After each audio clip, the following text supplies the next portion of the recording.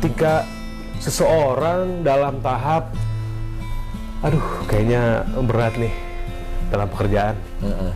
Kayaknya kalau yang teman-teman di entertainment mungkin dengan konten, tayangan, dengan rating, dengan sharing, kalau untuk mungkin teman-teman usaha pembelinya kurang atau mungkin omsetnya kurang muter dan lain sebagainya, itu kita ada rasa udah deh kembali kepada Allah. Tapi nggak dengan kata-kata seperti itu, kadang orang jadi kayak hanya untuk melepaskan kepusingannya, hanya untuk melepaskan kegundahannya, tapi habis itu jauh di pikiran dia masih mikirin aja gitu Pak Ustadz. Sebetulnya gimana caranya Pak Ustadz supaya kita tuh bisa benar-benar bahwa la haula wala quwata illa billah itu betul-betul jadi landasan dalam perilaku kita kehidupan ini, khususnya di tengah-tengah pandemi sekarang, untuk mengembalikan track seperti awal. Bisa Allah mudahkan lagi rezeki kita seperti apa Bu? Iya. Sebenarnya pertanyaan bagus sekali nih. Jadi senang sekali saya. Jadi orang itu selalu melihat itu waktu ini. Orang, siapapun orang itu melihat dia itu waktu sekarang, minggu, bulan kemarin, hanya itu titik-titik itu. Ya bulan kemarin atau 2 bulan gitu ya. Orang itu jarang melihat itu sejak akhir balik. Ya.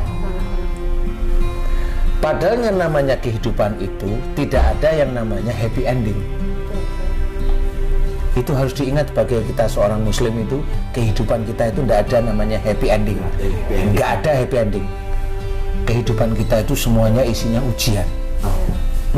Happy ending itu adanya di bioskop.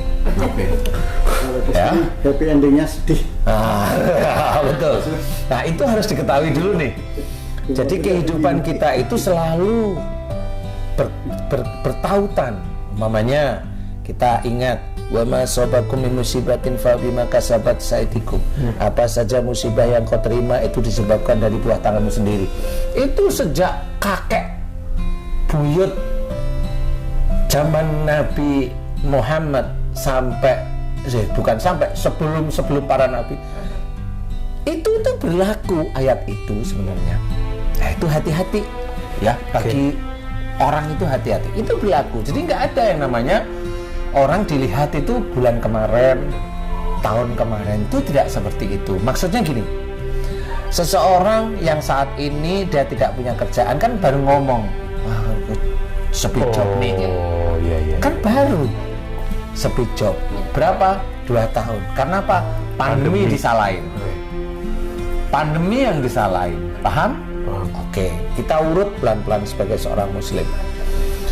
Kalau dulu sebelum pandemi rame, saya gampang cari uang. Intinya kita lihat, saya gampang cari uang, saya mudah ini, saya omongan saya dipercaya. Lihat omongan mereka, mana ada Allahnya? Lihat omongan mereka, mana ada Allahnya? Itu Tidak ada unsur Allahnya. Ayo kita lihat, banyak, nggak usah di diri kita. Akhirnya kita paham, oh iya. Kita selalu kalau kita dapat pekerjaan itu, kenapa kamu dapat? Saya dekat sama si A. Link. Karena saya ikut manajemen ini, dia manajemen ini hebat ini. Kenapa itu diceritain? Allahnya nggak ada. Wow. Disinilah orang itu kejatuhan itu sudah dimulai dia pada saat dia itu lupa kepada Allah Ta'ala, walaupun dia itu sholat. Sholat itu hanya berapa menit sih? Ustazah, berapa menit? 5 paling mentok. Ya, kita disuruh untuk ingat pada Allah Ta'ala itu setiap saat. Wadhkurullaha katsiran la'allakum tuflihun. Banyak-banyaklah dan banyak-banyaklah kita mengingat Allah agar kita beruntung. Allah sudah menceritakan. Banyak mengingat Allah bagi orang-orang yang normal, zikirlah. Bagi orang yang sudah mulai paham, setiap langkah, setiap apa yang kita kerjakan, setiap kita omongkan, setiap kita pikirkan, ada Allah di situ. Yaitu mengingat Allah. Nggak harus dengan zikir lisan maksudnya, nggak harus dengan itu. Dengan itu boleh. Dengan itu boleh. Tapi ingat, bicara yang manfaat. Biar apa? biar saya dapat pahala dari Allah Ta'ala. Kan gitu. Ada orang baru kita ngomong belum selesai dipotong. Kita dengerin yang motong ngomong apa. Kenapa kamu nggak? Nanti dulu, enggak gitu. Biarin dia ngomong. Kali dia lebih diutamakan oleh Allah Ta'ala. Itu otak kita. Sedalam itu. Ya memang harus dalam. Loh katanya mau ingat Allah setiap saat, setiap waktu, setiap helaan nafas. Loh itu kok hanya cuma menjadi puisi sih? Enggak bisa. Makanya pada saat seseorang itu dia jadi jobless, ya jangan salahkan keadaan. Dia ikhtiar bukan berarti yang penting saya ikhtiar. Loh bukan penting ikhtiarnya. Saya ikhtiar itu karena Allah menyuruh saya ikhtiar. Nah, itu sudah beda. Berarti saya harus belajar untuk ikhtiar benar karena Allah nyuruh. Ayatnya nih, setelah sholat bertebaranlah di muka bumi untuk mencari rezeki Allah. Lah itu jelas ada Allahnya. Berarti secara langsung berarti kalau begitu pandemi ini Allah turunkan untuk dunia ini berarti dari banyak. mana? Emang virus keluyuran? Kan kagak, itu juga dari Allah Ta'ala. Iya. Ujian iman juga. Ujian iman. Berarti yang Pak Ustaz sampaikan tadi memang umum sih, rata-rata orang kok bisa begini. Ya saya bangun pagi, pulang pagi, saya bisa dapat itu. Rata-rata orang begitu kan. Berarti pandemi ini menghantam satu dunia ini. Kalau mamanya banyak saya seperti itu ya. Kalau saya, kamu itu harus bangun pagi biar dapat rezeki. Oh ayam itu dia bangun pagi, dia udah cari makan. Bener ya? Dia yang ngomong sendiri juga kayak ayam berarti. Ayam. Sorry. Nah memang begitu orang-orang, makanya saya nggak nyalain. Rezeki dipatok ayam itu maksudnya Pak Ustaz? Iya. Ayam itu pagi-pagi dia udah bangun. Lah memang dia ayam ya begitu. Kalau kelelawar malam baru. Iya. Kalau orang kan beda. Kalau orang itu ya agak tambahin sunahnya dulu lah, mulai tahajudnya. Kan gitu ya. Baca Qur'annya nunggu sebelum subuhan. Kan gitu kalau orang yang muslim. Yang muslim pun juga gitu. Kalau dia sudah mulai rajin subuh, tunggu duha atau sholat sunnah yang lain. Suruk ya. Kalau kita nggak tidur, suruk itu jelas kita kerjakan. Terus semuanya ya. Nah, di titik itu suatu ketika Allah menitipkan kerjaan kepada kita. Nitipin kerjaan. Betul. Nah, pada saat nitipin kerjaan, kerjaan kamu bagus. Ini titipan dari Allah. Saya hanya cuma sekedar berikhtiar aja. Semuanya dari Allah. Kata-kata itu dia ingat betul-betul ayat yang lain. Loh kamu kan rajin tahajud, rajin duha. Ya normal Allah begini. Ya saya tidak tahu. Saya hanya mengerjakan sunnah aja. Itu jawabannya begitu Pak Ustaz. Ketika orang berusaha untuk mengingatkan, kamu kan sedekahnya bagus. Kan begitu Pak Ustaz. Iya. Sedekahnya bagus, sholat sunnahnya rajin. Nah terus kadang-kadang kita jadi keingetan tuh sama kebaikan-kebaikan kita. Oh iya ya. Nah itu kan ujub ria. Nah itu tuh. Itu tuh Pak Ustaz tuh. Nah itu gimana caranya tuh kalau ada orang ngomong begitu tuh? Kayak tadi gitu. Itu kan ujian, makanya nggak ada happy ending, adanya ujian. Walaupun Allah memberikan kelihatan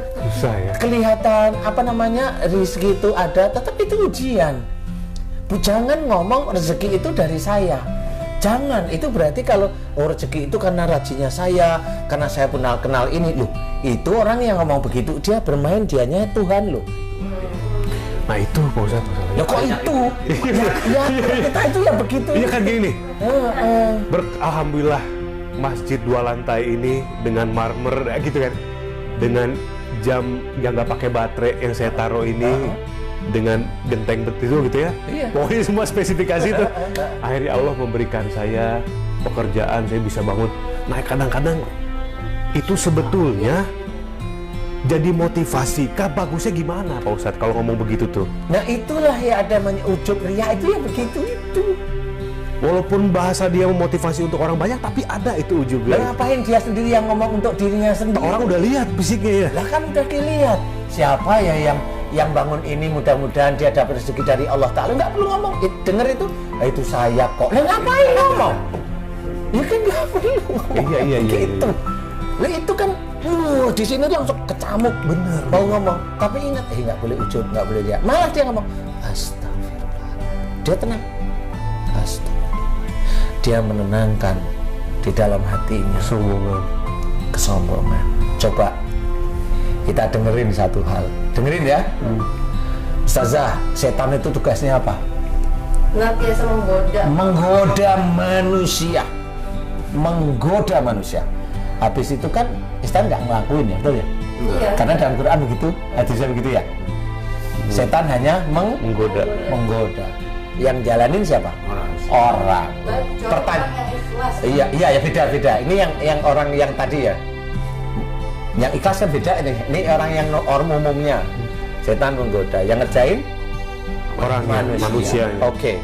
Kita sadar, wong yang namanya menggoda aja kita katakan setan. Kalau yang ngerjain kita namakan apa coba? Wetan. Coba sih gimana sih? Pak Haji, bener nggak sih? Pak Haji, Pak Haji, gimana coba? Yang goda kita nama usah saja hafal. Setan tugasnya apa? Menggoda. Yakin karena ngerti ayatnya, kan ngerti hadisnya. Goda dia. Yang ngerjain siapa? Manusia. Nah kalau yang goda sudah kita maki-maki setan, itu goda loh itu.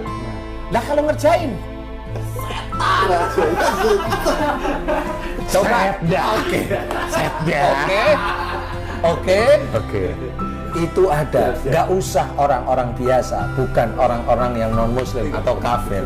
Loh kita berpeci itu masih begitu, berarti yang pecian juga sama. Kalau dia itu begitu, setan bahnya dia. Tak copot pecinya. Apa aja? Kan bener serius ini serius, bener gak sih? Coba, serius lo itu, jelas. Coba kita mikir, malu nggak akhirnya kita? Malu. Kita maki-maki tiap kita bulan Ramadan tuh dimaki-maki setannya.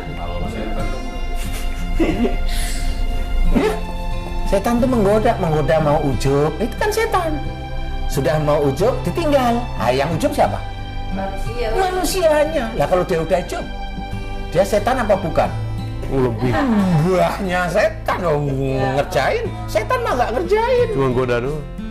Tanya beliau, apa sama kita itu? begitu.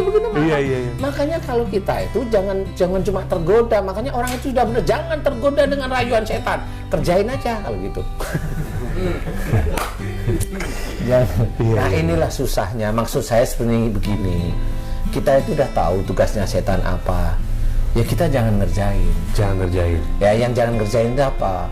Tugas setan itu adalah keluar dari garisnya Allah. Kalau Allah menyuruh maafkan, kerjakan, maafkan. Kalau Allah menyuruh Rasul menyuruh kita itu untuk tidak marah, kerjakan, jangan marah. Kalau kita itu orang siapapun, saya nggak bilang orang itu non muslim atau orang kafir, enggak. Orang-orang muslim aja. Kalau dia tetap marah, jangan bilang marah saya itu karena setan. Enggak, dia sendiri setan. Siapapun orangnya itu, apa bajunya, ya dia melebihi setan. Untuk mengalahkannya gimana Ustaz? Kan misalnya dibunuh. Jadi setan kan godain gitu. Kadang kan godain dengan kenikmatan. Enak loh kalau bisa melampiaskan marah itu. Bener, nah itu enak loh kalau bisa sombong. Itu nggak usah setan. Itu orang-orang bule begitu tuh. Iya. Psikologis itu kan lampiaskan marah. Itu orang bule itu. Itu setan semua itu. Lampiaskan marah. Iya orang bule begitu. Jangan ditahan. Nanti jadi penyakit. Nah kalau saya, begitu itu teorinya. Teori mereka begitu. Kalau saya enggak, keluarkan, tapi tidak dalam bentuk marah. Keluarkan dalam bentuk, keluarkan unek-unek, beda dengan marah. Mengeluarkannya begitu. Keluarkan unek-unek, jangan dengan marah. Salah satunya kan begitu. Jadi kita tidak tergoda dengan rayuan setan disuruh marah, dan kita tidak melakukan kemarahan. Tetap kita mengeluarkan unek-unek kita. Kalau tidak kita keluarkan unek-unek menjadi diam, nanti pecah pembuluh darah kita di sini. Nah, disitulah harus dijelaskan. Keluarkan unek-unek itu lewat berdoa atau Boleh berdoa pada Allah, mamanya ya Allah, saya Cerita, lagi gitu mendapat ya. ujian dengan Allah aja. Kalau memang takut dengan orang Jadi ember gitu. jadi ember atau fitnah, itu pada Allah aja tiap hari. Kan nangis, silahkan nangis, nggak apa-apa. Tapi jangan menyalahkan Allah. Ya Allah, saya itu sudah sholat, saya sudah baca Quran, khatam, satu hari itu khatam 2 kali. Kan repot malahan. Atau sekarang kebanyakan orang kalau punya masalah apa, curhatnya nggak tanggung-tanggung di Instagram. Yang lihat jutaan. Nah itu Kan di komen marah lagi ya. Nah itu sama, disitulah orang itu tidak bersandar pada Allah. Ya. Nah inilah kesalahan demi kesalahan.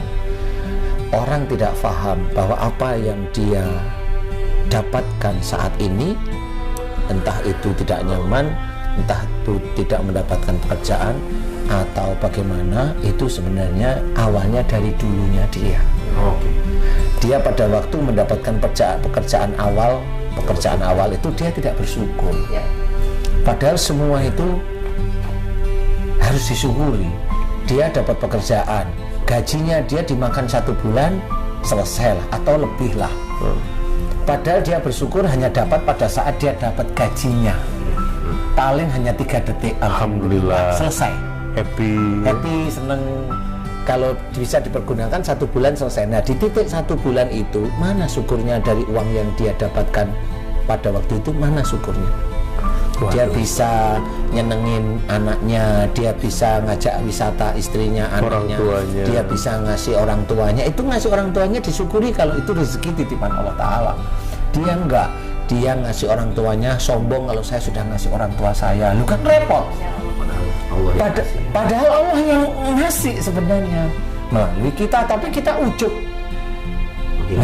menghilangkan Allahnya. Nah itulah yang akhirnya suatu ketika kalau Allah itu menghilangkan pekerjaannya, wajar nggak sih? Kalau umpamanya gini, Mas Bobi nitipin Mercy-nya ke saya. Itu ya. Amin. Alhamdulillah gitu. Alhamdulillah ya. Belum jawaban.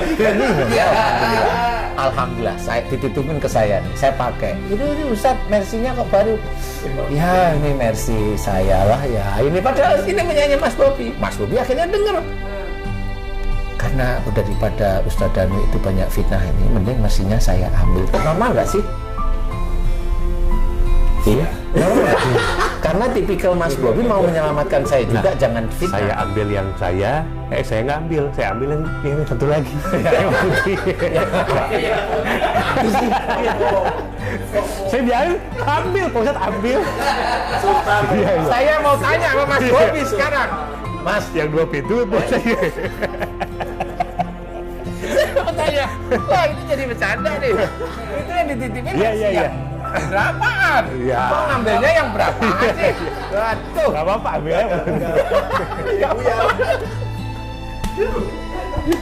Guys, ini namanya nempeleng.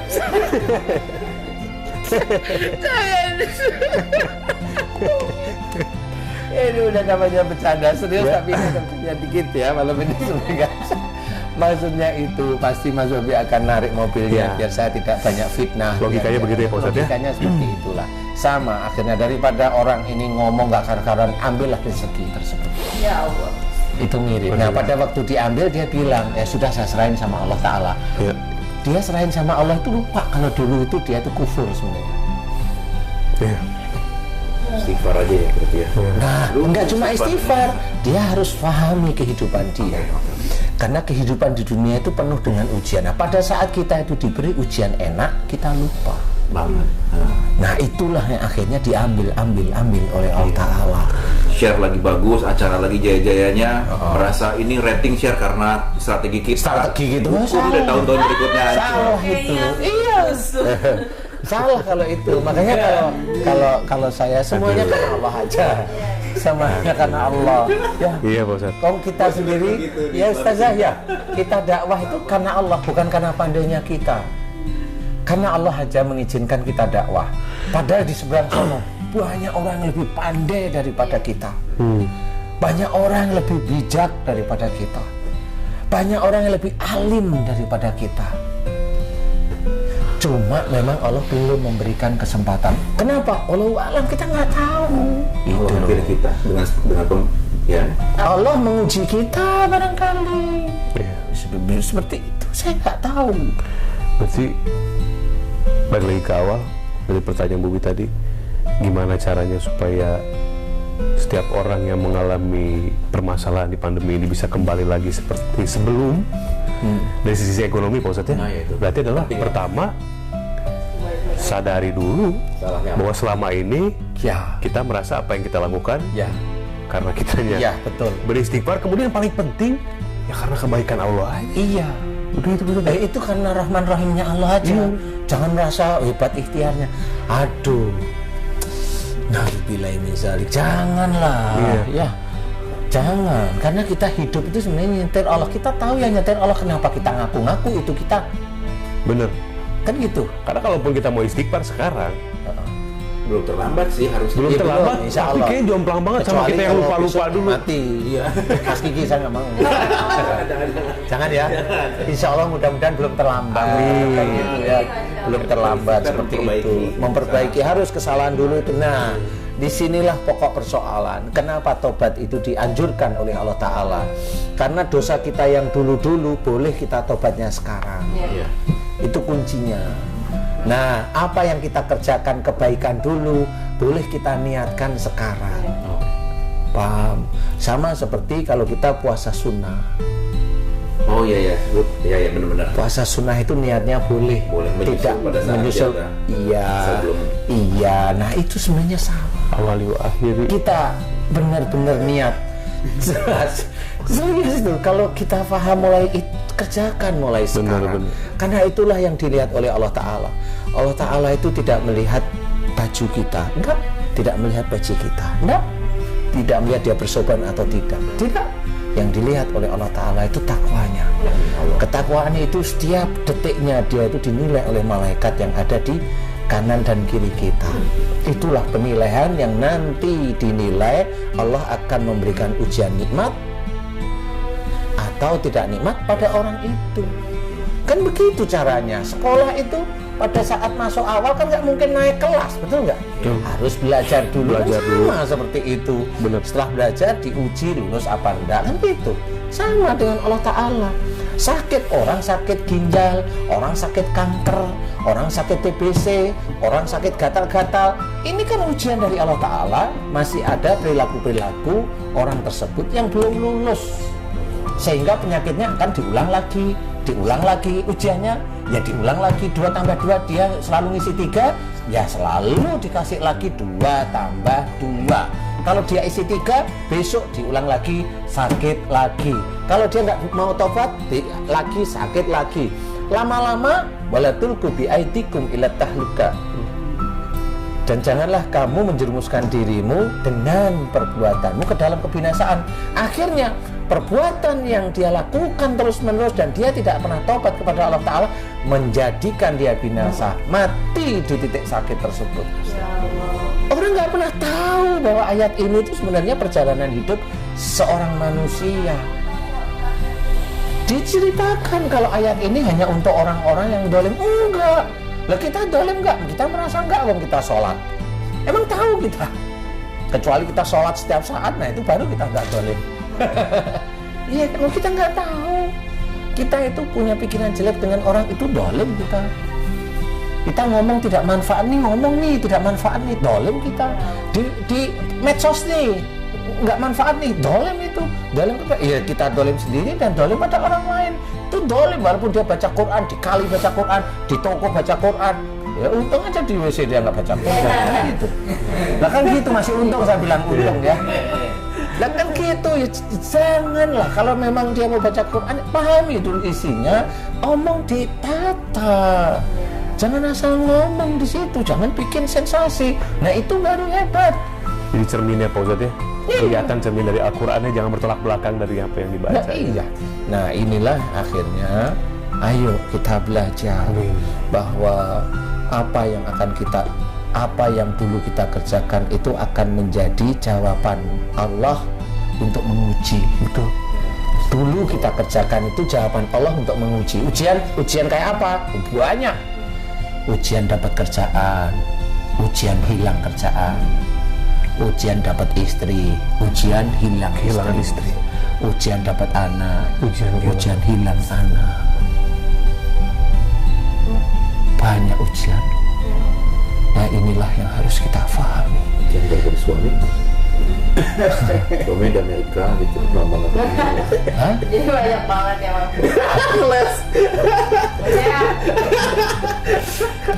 Kalau bisa nggak mau nggak ikut-ikutan saya Jadi saja. kalau ikut-ikutan. Oh, nggak mau. Ngadu-ngadu makan Bang Mama sih mau bodo amat. Ini nakal nih lama-lama Mas Kiki nih. Mas Kiki nakal nih. Nyerempet tipis-tipis. Makanya di situ kita harus belajar. Jadi jangan sampai apa yang menjadikan ujian yang kita rasa enak itu dari diri kita. Janganlah. Itu dari bukan cuma dari diri kita nih. Itu dari ibadah kita. Janganlah. Karena Allah sudah menulis dalam Quran yang orang sering sekali lupa, sangat sering sekali lupa, khususnya Muslim. Masyabaka min hasanatin fa min Allah. Apa saja nikmat yang kau terima itu dari Allah. Berarti bukan masalah ibadah kita. Ya. Jangan sombong-sombong. Kalau itu kita merasa, oh itu karena saya sholat saya kan. Oh itu berarti kamu sombong, berarti ujub, riak di titik itu. Itu sholatmu udah kamu riain, kamu ujubin sudah selesai kamu. Wah, dalam banget ya, Masya Allah. Masya Allah. Berarti Nah, ini juga Pak, misalnya nih orang kebalikannya ya, orang nggak punya kerjaan dengan ujian segala macam. Tapi ini ada orang yang punya kerjaannya bagus, dia sampai dapat posisi, cuma secara rezeki ya dia segitu-segitu aja gitu. Kadang sampai ada yang bilang, kok gue udah kerja dari pagi ke tengah pagi, tapi kan duit gue cuma segini-gini doang, misalnya kayak gitu. Misal tiba-tiba ada orang yang bekerja pada saat itu dia lihat tuh kerja dia kayaknya lebih santai tapi rezekinya dia lebih gede dibanding dan dia yang bekerja di balik tapi kok rezekinya malah lebih sedikit dibanding Iya. itu gitu. Oke, saya akan bercerita. Seorang yang kerja dari pagi ketemu pagi. Orang selalu dilihat hanya kerjaan. Makanya saya bilang jangan bersandar dengan kerjaan. Yuk kita melihat ciri-ciri Allah. Ciri Allah itu tidak melihat dari kerjaan sebenarnya. Kalau saya mengajak berpikir, Allah itu yang dilihat bukan manusianya. Umpamanya bukan Mbak Devinya yang bekerja dari pagi sampai pagi, bukan Mbak Devinya yang kerja. Tapi dilihat pada saat nanti Mbak Devi itu diberi rezeki, suaminya ini jadi jauh dari Allah enggak? Anak-anaknya nanti jadi jauh dengan Allah enggak? Nanti Mbak Devi itu merasa yakin uang yang didapatkan itu dari kerjaan dari pagi sampai pagi enggak? Kan begitu nih. Paham? Kalau mamanya dikasih itu khusus untuk Mbak Devi aja, bisa amanah enggak uang itu? Umpamanya Mbak Devi lagi berantem dengan suami nih. Ini udah goncang nih, pura-pura ya goncang nih. Udah aku mending tinggal. Pada saat Mbak Devi mau aku tinggal di situ, tapi Mbak Devi sholatnya bagus, doanya bagus, ya. Di titik itu malah Allah nggak nitipin rezeki pada Mbak Devi. Salah satunya ini saya yang menjawab nih. Kenapa? Karena kalau Mbak Devi titipin rezeki malah keluar dari rumah, keluar. Ini malah bisa aja seneng-seneng ketemu sama teman-teman yang lain, para hijaber nggak tahu siapa ya itu, Areoni dan sebagainya, ketemu teman-teman reuni itu. Nah, nostalgia akhirnya kemana-mana. Nah, ini juga Allah melihat. salah satu bentuk kasih sayang Allah begitu ya. Salah satu bentuk kasih sayang Allah itu begitu.